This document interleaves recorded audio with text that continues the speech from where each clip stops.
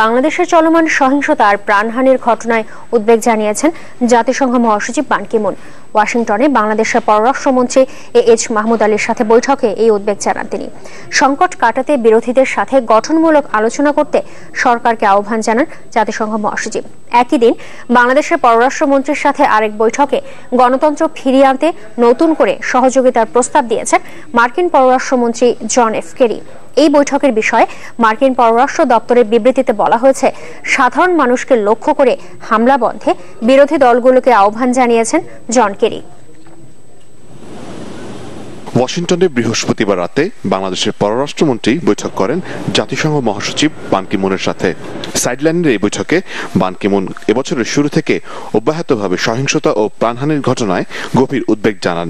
বলেন, চলমান এই পরিস্থিতি দেশটির উন্নয়ন ও দীর্ঘমেয়াদে স্থিতিশীলতাকে বাধাগ্রস্ত করছে। তাই বিরোধীদের সাথে গঠনমূলক আলোচনার পথ খুঁজতে সরকারের প্রতি আহ্বান জানিয়েছেন জাতিসংঘ মহাসচিব। জাতিসংঘের ওয়েবসাইটে রিড আউটে বৈঠকের এসব বিষয় তুলে ধরা হয়। পররাষ্ট্রমন্ত্রীর সাথে এই বৈঠকে জাতিসংঘ এবং বাংলাদেশের সহযোগিতার বিভিন্ন দিক নিয়েও আলোচনা হয়।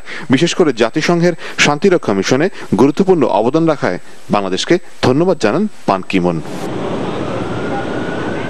একই দিন ওয়াশিংটনে বাংলাদেশের পররাষ্ট্রমন্ত্রী এইচ মাহমুদ আলীর সাথে বৈঠক করেন মার্কিন পররাষ্ট্রমন্ত্রী জন কেরি। সেখানে চলমান সহিংসতার শান্তিপূর্ণ সমাধান চেয়েছে যুক্তরাষ্ট্র।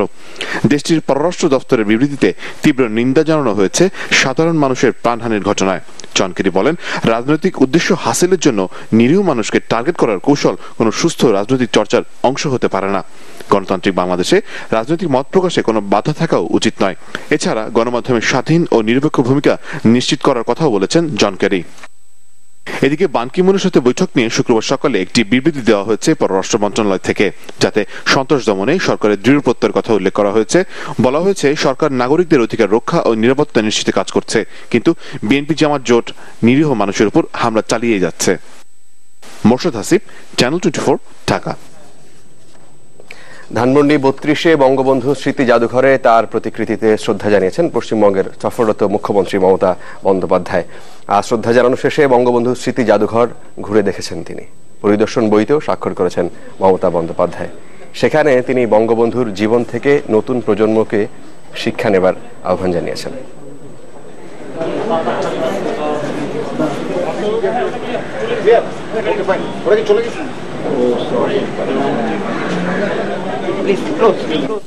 মমতা বন্দ্যোপাধ্যায়ের সম্মানে ভারতীয় হাই কমিশনারের দেয়া নৈশভোজে অংশ নিয়েছেন আওয়ামী লীগ, বিএনপি সহ দেশের বিশিষ্টজনরা। সেখানে আমাদের সহকর্মী জুনায়েদ খান রয়েছেন, সরাসরি চলে যাচ্ছি তার কাছে।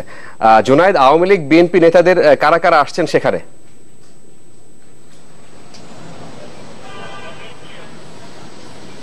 ফারাবি, আমি এখন পর্যন্ত সরকারের উচ্চ পর্যায়ের বেশ কয়েকজন মন্ত্রী, যেমন তোফায়েল আহমেদ, আমির হোসেন আমু, বিদ্যুৎ প্রতিমন্ত্রী, আওয়ামী লীগ নেতা মাহবুবুল আলম হানিফ, খালিদ মাহমুদ চৌধুরী এবং বিএনপির পক্ষ থেকে এখানে মওদুদ আহমেদ, লেফটেন্যান্ট জেনারেল মাহবুব এবং ডক্টর মঈন খানকে আমি ঢুকতে দেখেছি। এছাড়াও কিন্তু দেশের অন্যান্য গণ্যমান্য ব্যক্তিবর্গ যেমন যারা রয়েছেন, যেমন রফিকুল হক, ব্যারিস্টার রফিকুল হক সহ বিভিন্ন নাট্যাঙ্গনের বা সাংস্কৃতিক অঙ্গনের বিভিন্ন মানে প্রথিতযশা ব্যক্তি যারা রয়েছেন, তারা কিন্তু এখন পর্যন্ত এখানে এসেছেন এবং তারা এখন পর্যন্ত ভিতরে একটি আমরা সঙ্গীতানুষ্ঠান বা একটি সাংস্কৃতিক অনুষ্ঠানেরও শব্দ শুনতে পাচ্ছি। আপনি জানেন যে এখানে আসলে এখন পর্যন্ত কোনো মিডিয়াকে অ্যালাউ করা হয়নি এবং এখানে কি বিষয়ে আলোচনা হতে পারে, বিশেষ করে আমরা যতটুকু জেনেছি, আপনি যেমন বলছিলেন ইয়াতে যে এটি আসলে একটি নৈশভোজ এবং মমতা ব্যানার্জির সম্মানে ভারতীয় হাইকমিশনার বাংলাদেশে নিযুক্ত তিনি এই নৈশভোজের আয়োজন করেছেন এবং সেখানে কিন্তু দেশের সব রাজনৈতিক দলের প্রায় সব রাজনৈতিক দলের, যেমন আমি একটু আগেই দেখলাম যে হোসেন মাহমুদ এরশাদ তিনিও এসেছেন, সাথে আনিসুল হক মাহমুদ চৌধুরী, আইনমন্ত্রী সহ আর অনেকেই এখন পর্যন্ত ভেতরে অবস্থান করছেন। ফারাবি। জুনায়েদ খান, আপনাকে ধন্যবাদ। আপডেট থাকলে নিশ্চয়ই আপনার কাছ থেকে পরে জেনে নেব। আপনারা জানেন যে যার কারণে আটকে আছে তিস্তার পানি বন্টন চুক্তি, সেই মমতাই এবার আশ্বাস দিয়েছেন তার উপরে আস্থা রাখতে। আর এই আশ্বাস তিনি দিয়েছেন দুই দেশের সাংস্কৃতিক ব্যক্তিত্বদের সাথে বৈঠকি বাংলা নামের একটি মতবিনিময় অনুষ্ঠানে। তিনি বলেছেন যে তিস্তা চুক্তি নিয়ে দুশ্চিন্তার কোনো কারণ নেই। প্রধানমন্ত্রী শেখ হাসিনার সাথে কথা বলেই সমাধান হয়ে যাবে এই সমস্যার। আমার মনের ফসল, মাটি আমার ভোর, মাটি মোদের মাতৃভূমি, মাটি মোদের জোর। স্বরচিত কবিতাটি যখন পড়ছেন মমতা বন্দ্যোপাধ্যায়, তখন তার সামনে বসা এপার আর ওপার বাংলার এক ঝাঁক কবি, সাহিত্যিক আর চলচ্চিত্র ব্যক্তিত্বরা। এই অনুষ্ঠানটির নাম দেয়া হয় বৈঠকি বাংলা। যাত্রা থেকে শুরু করে নাটক থেকে। অনুষ্ঠানের শুরুতে নিজের সংক্ষিপ্ত বক্তব্য দিয়ে পশ্চিমবঙ্গের মুখ্যমন্ত্রী সবাইকে আহ্বান জানালেন খোলামেলা আলোচনায় অংশ নিতে, যাতে সাড়া দিয়ে নিজেদের জমানো কথা তুলে ধরলেন বাংলাদেশের সাংস্কৃতিক ব্যক্তিত্বরা। আমাদের মানুষকে এবং ভারতের মানুষকে কাছাকাছি আনবার একটি সেতু হিসেবে আপনি কাজ করবেন। সবার প্রশ্ন শেষে মমতা বন্দ্যোপাধ্যায় বললেন তিস্তা নিয়ে তার উপর আস্থা রাখতে। বললেন এ নিয়ে কথা বলবেন প্রধানমন্ত্রী শেখ হাসিনার সাথে। তিস্তা ওটা আমার উপর রাস্তা রাখুন, আপনাদেরও কিছু প্রবলেম আছে, আমাদেরও কিছু প্রবলেম আছে, এটা আমি হাসিনাজির সাথে আলোচনা করবো, কারণ যখন এসছি প্রধানমন্ত্রীর সাথে কথা তো হবে, সুতরাং এটা আমাদের উপরে ছেড়ে দিন, আমরা কথা বলে নেবো, এটা নিয়ে দুশ্চিন্তা করবেন না। ল্যান্ড বাউন্ডারি আমরা ডিসপিউটটা প্রবলেম সলভ করে দিয়েছি ইতিমধ্যেই। গভর্নমেন্ট অফ ইন্ডিয়া পার্লামেন্টে বিল আছে। এর আগের বার চেয়েও আসতে পারেননি উল্লেখ করে মমতা বন্দ্যোপাধ্যায় বলেন এই সফরের মধ্য দিয়ে নতুন করে আবার দুই বাংলার মধ্যে মেলবন্ধন হলো। খুব ভালোভাবে বলেছেন যে আপনি সেতু বন্ধনের কাজ করুন, নিশ্চয়ই করুন, আপনারা নিশ্চিন্তে থাকুন। ভারত বাংলাদেশে কেউ কেউ কিছু ভুল বোঝানো হয়েছিল, নানা রকম প্লে করে, তো অনেকেই অনেক কিছু প্লে করে, আমরা কিন্তু কোনো কিছু প্লে করতে চাই না। কেন বলুন তো, আমাদের হৃদয়টা মুক্ত। এটা ঐতিহাসিক বিগিনিং, এটা সাংস্কৃতিক বিগিনিং, এবং দুই বাংলার সম্পর্ককে আরো মধুর, দুই দেশের, ভারতবর্ষ এবং বাংলাদেশ। মমতা বলেন ভারতে বাংলাদেশি টিভি চ্যানেলগুলোর সম্প্রচার নিয়ে তার দিক থেকে কোনো অসুবিধা নেই। এছাড়া কলকাতা বিশ্ববিদ্যালয়ে বঙ্গবন্ধু চেয়ার উদ্বোধন করতে প্রধানমন্ত্রী শেখ হাসিনাকে আমন্ত্রণ জানানো হবে। পরে সমবেত কণ্ঠে বাংলাদেশের জাতীয় সঙ্গীত গাওয়ার মধ্য দিয়ে শেষ হয় এই বৈঠকি বাংলা। সারোয়ার সুমন, চ্যানেল 24, ঢাকা। তিস্তা সমস্যা নিয়ে কথা বলবার জন্য আমাদের রংপুর ব্যুরো অফিসে রয়েছেন জনাব তুহিন ওয়াদুদ, তিনি রংপুর রোকেয়া বিশ্ববিদ্যালয়ের শিক্ষক। তুহিন ওয়াদুদ, তিস্তার এই যে পানি বন্টন নিয়ে বহুদিন ধরে আপনারা আন্দোলনে রয়েছেন, কি মনে হয় এই যে আশ্বাস আপনি শুনছিলেন সম্ভবত, কি মনে হয় কতটা বাস্তবায়ন সম্ভব এত সহজে? জি ধন্যবাদ ফারাবি। সেটি হচ্ছে যে আমাদের তো এই আশ্বাসের উপর ভরসা রাখতেই হবে। তার কারণ হচ্ছে 2011 সালে যখন তিস্তার পানি বন্টন চুক্তি হবে, যেদিন হবে তার আগের মুহূর্তে আমরা শুনলাম যে মমতা বন্দ্যোপাধ্যায় আসছেন না, এবং সেটি আমাদের একটা তিক্ত অভিজ্ঞতা। কিন্তু কথা হচ্ছে যে এখন কিন্তু সেই তিক্ত অভিজ্ঞতার সম্পর্ক নয়, এখন কিন্তু সম্পর্কটা আমরা দেখছি মধুর সম্পর্ক। কিন্তু এই ক্ষেত্রে বাংলাদেশ সরকারের কিন্তু খুবই গুরুত্বপূর্ণ ভূমিকা পালন করতে হবে। সেটি হচ্ছে আমরা দেখেছি যে গত বছরেও কিন্তু চুক্তি হওয়ার প্রাক্কালেও আমরা দেখেছি বাংলাদেশ সরকারের যে উদ্যোগটা যতখানি থাকা দরকার ছিল, আমাদের কাছে কিন্তু মনে হয়েছে যে এর মধ্যে ঘাটতি আছে। যদি সেই ঘাটতির কথা বলেন, আমি একটা শুধু ইঙ্গিত দিয়ে বলি, সেটি হচ্ছে যে ওই সময় যে পানি সম্পদ মন্ত্রী ছিলেন রমেশ চন্দ্র সেন, তাকে কিন্তু পানি বন্টন চুক্তির সঙ্গে কোনো কাজে যুক্তই করা হয়নি। আমরা কিন্তু সেরকমটি চাই না। আমরা চাই যে বাংলাদেশ সরকার যেন তিস্তার মানুষের যে মানে রংপুরের মানুষের তিস্তা না হলে যে জনপদ বাঁচবে না, এটি মাথায় রেখে যেন আন্তঃনদী সংযোগ যে আন্তঃনদী সম্পর্ক কমিশন যেটা আছে আমাদের, সেই কমিশনকে কিন্তু অবশ্যই গুরুত্বপূর্ণ ভূমিকা পালন করতে হবে। এবং এই যে আশ্বাস দিয়েছেন, আমরা দেখেছি যে যদি মমতা বন্দ্যোপাধ্যায় আশ্বাস দেন এবং কেন্দ্রীয় সরকার উদ্যোগ নেয়, তাহলে এই সমন্বয়ের ভিতর দিয়ে কিন্তু তিস্তার পানি বন্টন চুক্তিটি খুবই সহজ হয়ে ওঠে।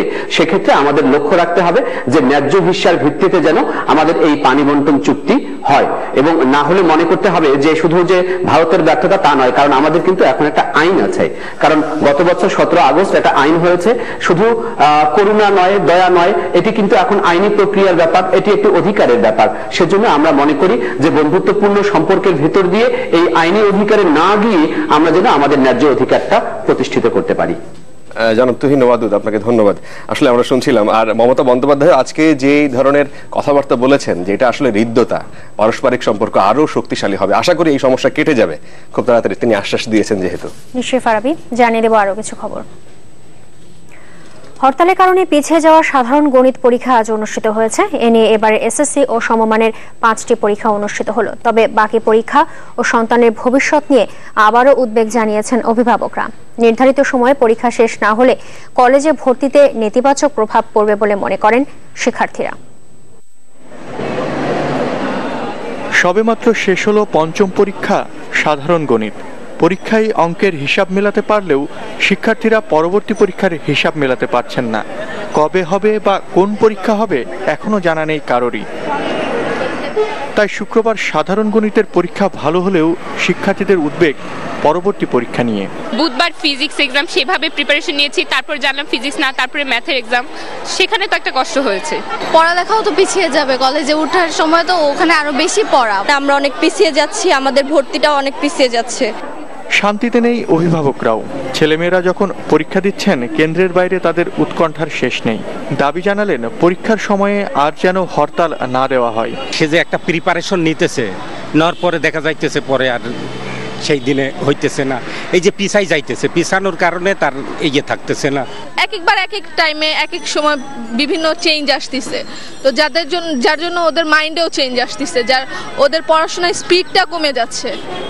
এভাবে পরীক্ষা পেছালে দেশের ভবিষ্যতও অনিশ্চয়তার মধ্যে পড়ার শঙ্কা তাদের। আগামীর যে ভবিষ্যৎ তো এই বাচ্চারাই, এই দেশের এই অবস্থা দেখে যে ওরা বড় হচ্ছে, ওরা কি শিখতেছে সেটা এখন আমাদের চিন্তা। আমাদের সরকারের কাছে আহ্বান, যে কোনো পন্থে হোক আগামী যে পরীক্ষাগুলো আছে সেটা বন্ধ না করে যাতে যথানিয়মে যথাসময় যাতে পরীক্ষাগুলো অনুষ্ঠিত হয়। নির্ধারিত সময় 10 মার্চের মধ্যে পরীক্ষা শেষ না হলে শিক্ষার্থীরা কলেজ ভর্তিতেও পিছিয়ে যাবেন, এমন মন্তব্য সংশ্লিষ্টদের।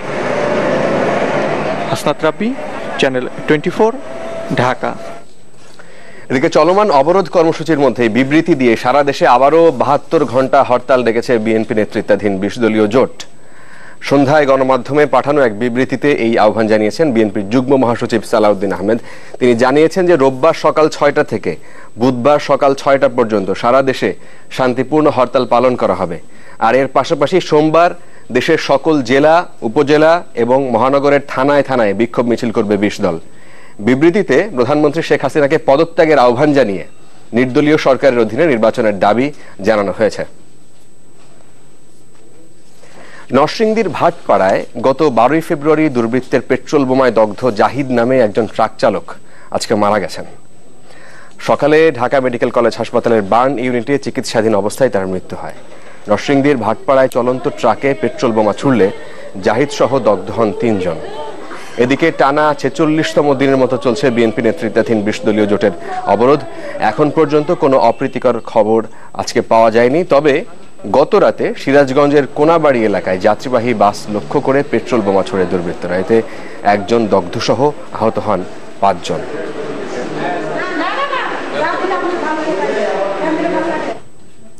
পেট্রোল বোমা, চলমান হরতাল অবরোধে নাশকতার নতুন এক আতঙ্ক। দুর্বৃত্তদের ছোড়া এই অগ্নিগোলায় এখন পর্যন্ত প্রাণ গেছে অনেক মানুষের। আর অসহ্য যন্ত্রণা নিয়ে বেঁচে থাকার জন্য দেশের বিভিন্ন হাসপাতালে আহাজারি করছেন শতাধিক নিরীহ মানুষ। এই অবস্থায় সবাই যখন নিজের সুরক্ষার উপায় খুঁজছেন, ঠিক তখনই এক কৃষি বিজ্ঞানী খুঁজে বের করেছেন অগ্নিরোধক কাঁচ ও পর্দা সুরক্ষার পন্থা। তার যুক্তি, এতে পেট্রোল বোমা ছুড়ে মারলেও গাড়িতে আগুন ছড়িয়ে পড়বে না। গাজীপুর থেকে ফিরে এসে জানাচ্ছেন সহকর্মী ফয়জল সিদ্দিকী, ক্যামেরায় ছিলেন ফাহিম হাসান। পেট্রোল বোমা একটি বিভীষিকার নাম, সম্প্রতি হয়ে উঠেছে রাজনৈতিক আন্দোলনের প্রধান হাতিয়ার। কম খরচ আর সহজে বহন করা যায় বলে মানুষের মধ্যে আতঙ্ক ছড়াতে বাড়ছে এর ব্যবহার। এরই মধ্যে যার বলি হয়েছেন অর্ধশতাধিক নিরীহ প্রাণ, আর শরীরে যন্ত্রণার ক্ষত চিহ্ন নিয়ে হাসপাতালের বিছানায় কাতরাচ্ছেন আরো অনেকে। পুরো দেশই যেন এখন আচ্ছন্ন পেট্রোল বোমার আতঙ্কে, যার প্রভাব পড়ছে মানুষের জীবন জীবিকায়। তবে পরিবহন খাতে ক্ষতির মাত্রা সম্ভবত সবচেয়ে বেশি।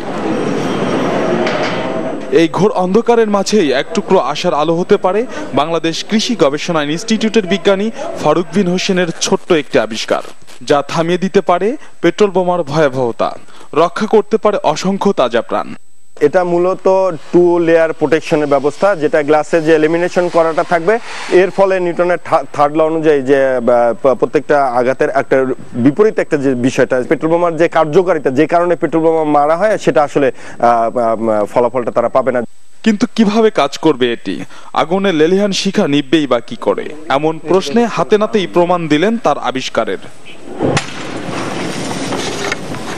এটা যে কার্বনেট থাকায় যে মানে চক পাউডারটা এখানে যখন তাপ পায় বা এই তেলটা যে শুষে নেয় এবং সেখানে যে আগুনটা থাকে তখন কার্বন মনোক্সাইড উৎপন্ন করে, কার্বন ডাই অক্সাইড উৎপন্ন করে। কার্বন ডাই অক্সাইড উৎপন্ন করলে হয় সেখানে অক্সিজেন এবং কার্বন ডাই অক্সাইডের ইমব্যালেন্স তৈরি হয়, অক্সিজেন পায় না, যে কারণে আগুন অত পরিমাণে দাহ্যতা মানে পেট্রোল বা অকটেন সেটা দাহ্যতা হারিয়ে ফেলে এবং লেলিহান শিখা হিসেবে জ্বলতে পারে না। যেটুকু লেগে থাকে ওই অক্সিজেন যেটুকু পায় সেখান থেকে আস্তে আস্তে জ্বলে তেলটা শেষ হয়ে যায়, ফলে আগুনটা খুব তাড়াতাড়ি নিভে যায়। তার এমন আবিষ্কারের প্রশংসা করলেন প্রতিষ্ঠানটির মহাপরিচালক। বললেন এই প্রযুক্তিকে ব্যবহারযোগ্য করতে প্রয়োজন আরো গবেষণা। বড় বড় জাতীয় সমস্যার সমাধানের ক্ষেত্রে আমরা তার মেরিট অথবা তার মেধাকে ব্যবহার করতে পারি, যেটা আমাদের কৃষির সঙ্গে রিলেটেড। এই ধরনের কোনো টেকনোলজি তার হাতে ওই ধরনেরও আছে, এগুলোতে আমাদের পয়সা দিতে কোনো অসুবিধা হবে না, কারণ আমাদের প্রতিটা ওই ধরনের খাতে পয়সা আমরা ব্যবহার করতে পারব। ফরমালিন শনাক্তকরণ কিট, মাটির আর্দ্রতা মাপার যন্ত্র, ডুবে যাওয়া জাহাজ খুঁজে পাওয়ার যন্ত্র এবং পানি থেকে তেল অপসারণ প্রযুক্তি আবিষ্কার করে বেশ আলোচিত বিজ্ঞানী ফারুক বিন হোসেন। ফয়জুল সিদ্দিকী, চ্যানেল 24, ঢাকা। শুরু হয়ে গেছে ক্ষণগণনা, আর মাত্র কয়েক ঘন্টা পরই অমর 21শে ফেব্রুয়ারি, আন্তর্জাতিক মাতৃভাষা দিবস। বিনম্র শ্রদ্ধায় ভাষা শহীদদের স্মরণ করবে পুরো জাতি। রাত 12টায় কেন্দ্রীয় শহীদ মিনারে শ্রদ্ধা নিবেদনের মধ্য দিয়ে শুরু হবে আনুষ্ঠানিকতা, চলবে কাল দিনভর। তবে টানা হরতাল অবরোধে এবারের উদযাপনে কিছুটা প্রভাব পড়বে এমনটাই মনে করছেন সাধারণ মানুষ। শফিকুল ইসলাম সবুজের রিপোর্ট, ছবি তুলেছেন সুকান্ত সরকার।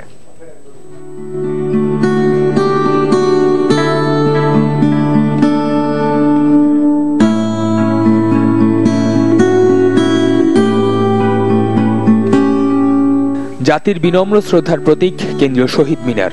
ভাষা অধিকারের জন্য যারা জীবন দিয়েছেন তাদের স্মরণে সবাই সমবেত হন রক্তের দামে কেনা এই স্মারক বেদিতে।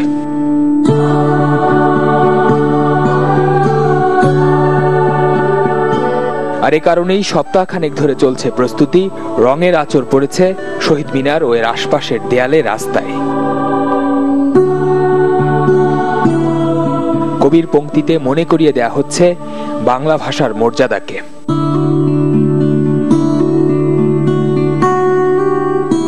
নতুন প্রজন্ম পরিচিত হচ্ছেন ভাষা আন্দোলনের উত্তাল সেই সময়ের সাথে, স্মরণ করছেন 52 সূর্য সন্তানদের।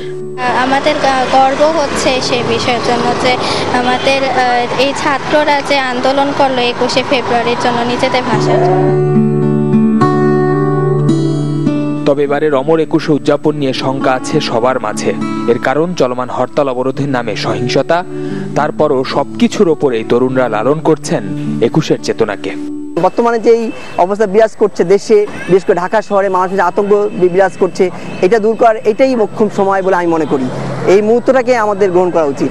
শঙ্কা হয়তো বা কাজ করে, কিন্তু আমার কাছে মনে হয় সেই শঙ্কাটা জয় করা সম্ভব। 21শে ফেব্রুয়ারি হচ্ছে গিয়ে প্রভাত ফেরিতে যাওয়া আর হচ্ছে গিয়ে ফুল দেওয়া, তাহলে হয়তো আপনার উদযাপনের ক্ষেত্রে কিছুটা ভিন্নতা দেখা যাবে, কিন্তু আমরা 21কে হচ্ছে গিয়ে নিজেদের চেতনার দিকটাতে দেখি। যাদের হাত ধরে প্রতিষ্ঠা পেয়েছে বাংলা, তাদেরই একজন ভাষা সংগ্রামী আহমদ রফিক। তাকেও ভাবায় স্বাধীনতা 43 বছর পরের এমন অস্থিরতা। আমরা চেয়েছিলাম একটি শুদ্ধ সেকুলার জাতিরাষ্ট্র, ভাষিক জাতিরাষ্ট্র, যেখানে সামাজিক মূল্যবোধগুলো যথাযথভাবে থাকবে। কিন্তু বড় জায়গাটা হলো কি জানেন, আমরা সমাজ পরিবর্তনের দিকটাতে তাকাইনি। শফিক, সালাম, রফিক, জব্বার, 1952 ভাষা আন্দোলনে আত্মোৎসর্গকারী এই মানুষগুলো এখনো প্রতীকী হয়ে রয়েছে এই বাঙালির হৃদয়ে। তাদের আত্মোৎসর্গের কারণে আমরা পেয়েছি বাংলা ভাষা এবং যার প্রেক্ষিতে এসেছে এই এক টুকরো বাংলাদেশ।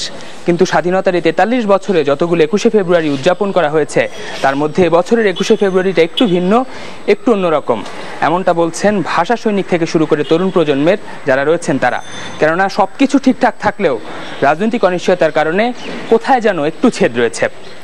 শফিকুল ইসলাম সবুজ, চ্যানেল 24, ঢাকা। দর্শক, কেন্দ্রীয় শহীদ মিনারে আছেন সহকর্মী মাসুম খান, সরাসরি চলে যাচ্ছে তার কাছে। মাসুম, কেন্দ্রীয় শহীদ মিনার প্রাঙ্গণে এই মুহূর্তে কি চলছে আমাদেরকে যদি জানাতেন। নুসরাত, রাত 12টায় সব মানুষের শ্রদ্ধা জানানোর জন্য প্রায় কেন্দ্রীয় শহীদ মিনারে প্রায় সব প্রস্তুতি এরই মধ্যে শেষ করে ফেলা হয়েছে। বিকেল থেকে এখানে এসে আমরা যেটা দেখেছি যে কেন্দ্রীয় শহীদ মিনার ধুয়ে মুছে পরিষ্কার করা, কেন্দ্রীয় শহীদ মিনারকে নতুন করে রং করা, এবং সবচাইতে বড় যে ব্যাপারটি দেখা হয়েছে যে কেন্দ্রীয় শহীদ মিনার এবং তার আশপাশের নিরাপত্তার ব্যাপারটি আমরা এসে দেখেছি যে বিভিন্ন জায়গায় সেখানে সিসি ক্যামেরা লাগানো হচ্ছিল এবং আইন শৃঙ্খলা রক্ষাকারী বাহিনী, এখন আপনি দেখছেন যে আইন শৃঙ্খলা রক্ষাকারী বাহিনী কেন্দ্রীয় শহীদ মিনার বা তার আশপাশে একটা নির্দিষ্ট এলাকায় কোনো মানুষকে ঢুকতে দিচ্ছেন না। নিরাপত্তার সব ধরনের ব্যবস্থাই এখানে রাখা হয়েছে এবং কেন্দ্রীয় শহীদ মিনারের বেদিতে নানান ধরনের আলপনা আঁকা হয়েছে এবং তার পাশে যে রাস্তাটি আছে সেখানেও আলপনা আঁকা হয়েছে। আর আরেকটা বিষয় হচ্ছে নুসরাত, যে বিকেল থেকে কিন্তু আশপাশের মানুষজন এখানে আসা শুরু করেছেন এবং তারা এই আলপনা আঁকা দেখছেন এবং এখন থেকে কিন্তু মানুষের একটা উৎসব এবং উৎসাহ চলে এসেছে এই কেন্দ্রীয় শহীদ মিনারকে ঘিরে। আজকে রাতে হয়তো সবাই ঠিক সেভাবে এখানে ফুল দিতে আসতে পারবেন না, আগামীকাল সকালে হয়তো সবাই আসবেন, কিন্তু এখন যে আলপনা আঁকা হচ্ছে, এখন যে একটা প্রস্তুতি হচ্ছে, এই বিষয়টাই মানুষের মাঝে নতুন একটা উৎসাহ উদ্দীপনা তৈরি করছে এবং মানুষজন এখানে আসছেন।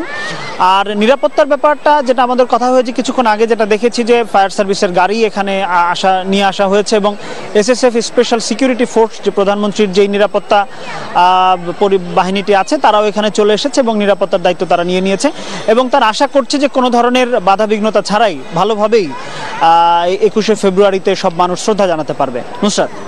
মাসুম, ধন্যবাদ আপনাকে। দর্শক সহকর্মী মাসুম খান যোগ দিয়েছিলেন কেন্দ্রীয় শহীদ মিনার প্রাঙ্গণ থেকে। 21শে ফেব্রুয়ারি উপলক্ষে কেন্দ্রীয় শহীদ মিনারে যেতে সাধারণ মানুষের জন্য কিছু নির্দেশনা দিয়েছে ঢাকা মেট্রোপলিটন পুলিশ। তারা জানিয়েছে, প্রথম প্রহরে রাষ্ট্রপতি, প্রধানমন্ত্রী, সংসদের বিরোধী দলীয় নেতা, স্পিকার ও পশ্চিমবঙ্গের মুখ্যমন্ত্রী মমতা ব্যানার্জি শ্রদ্ধা নিবেদন করবেন। তারপর রাজনৈতিক দল ও সর্বসাধারণের জন্য খুলে দেওয়া হবে কেন্দ্রীয় শহীদ মিনার। তবে রাজধানীর বিভিন্ন এলাকা থেকে আসা জনসাধারণকে আজিমপুর মোড় থেকে পলাশী ক্রসিং, ঢাকা বিশ্ববিদ্যালয়ের SM হল ও জগন্নাথ হলের সামনের সড়ক দিয়ে শহীদ মিনারে যেতে হবে। আর শ্রদ্ধা জানানো শেষে শুধুমাত্র ঢাকা মেডিকেল কলেজ হাসপাতালের সামনে দিয়ে অথবা দোয়েল চত্বর দিয়ে বের হওয়া যাবে। প্রভাত ফেরি নির্বিঘ্ন করতে শহীদ মিনারের আশেপাশের এলাকায় সকাল 7টা থেকে বিকেল 2টা পর্যন্ত সব ধরনের যান চলাচল নিষিদ্ধ করেছে ঢাকা মেট্রোপলিটন পুলিশ।